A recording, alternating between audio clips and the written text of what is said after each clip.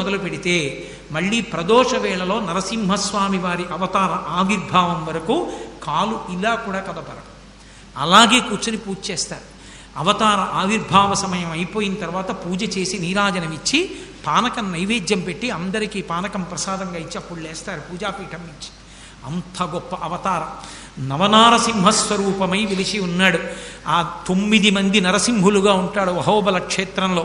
ఇప్పటికీ అహోబల క్షేత్రంలో ఆ నవనారసింహుల్ని చూడ్డానికి దారి తెలియదేమోనని స్వాతి నక్షత్రం ఉండగా తీసుకెళ్ళడానికి సహాయం చేయడానికి కొన్ని బృందాలు ఉన్నాయి.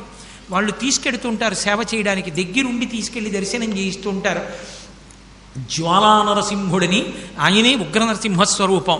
మొట్టమొదట వచ్చినటువంటి తేజోస్వరూపం, హిరణ్యకశిపుని యొక్క పొట్ట చీలుస్తున్న స్వరూపంతో ఉంటాడు. రెండవది అహోబల నరసింహుడు, అంటే ఆ హిరణ్యకశిపుణ్ణి సంహరించిన తర్వాత కూర్చున్నటువంటి స్వరూపం.